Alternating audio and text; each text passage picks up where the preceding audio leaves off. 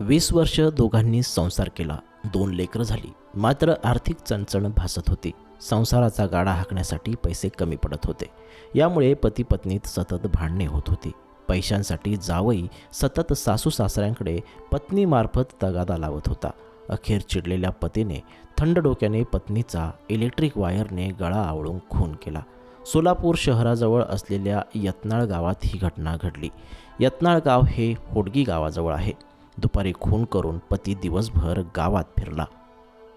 अखेर पती MIDC police स्टेशनला हजर झाला.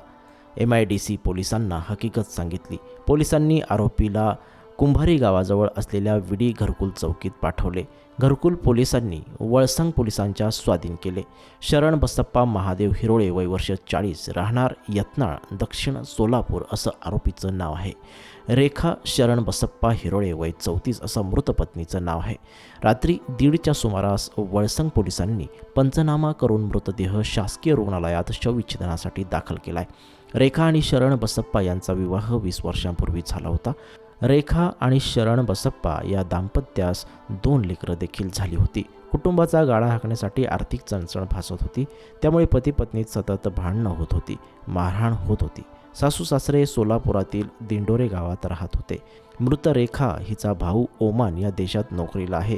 सासू सासरे नेहमी 5 ते 10 हजार रुपयांची मदत रेखा आणि शरण बसप्पा यांना करत होते.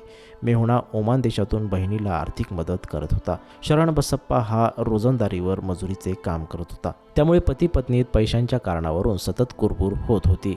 शरण बसप्पा आणि रेखा यांच्यात बुधवारी कडाक्याचे भांडण झाले होते. शरण बसप्पा हा बुधवारी सकाळी 7 वर्षांच्या मुलीला बहिणीकडे सोडून आला. दुपारी पुन्हा रेखा आणि शरण बसप्पा यांच्यात जोरदार भांडण झाले. शरण बसप्पा याने रेखा हिचा इलेक्ट्रिक वायरने गळा आवळून तिचा खून केला. सुटका होऊ नये यासाठी वायरला पिळा मारला. 20 वर्षांपासून संसार केलेल्या पत्नीने तडफडत प्राण सोडले. बुधवारी दुपारीच रेखाचा मृत्यू झाला होता. पत्नीला संपवल्यानंतर शरण बसप्पा याने मृतदेहावर चादर घातली आणि घरातील पंखा फास्ट लावला. बाहेरून कडी लावून गावभर फिरला.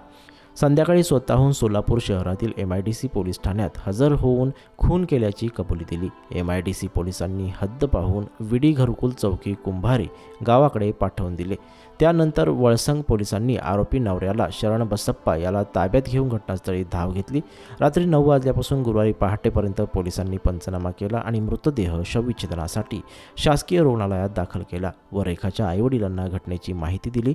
20 वर्ष संसार केलेल्या पत्नीचा शेवट अशा प्रकारे झाल्याने सोलापुरात हळहळ व्यक्त केली जात आहे.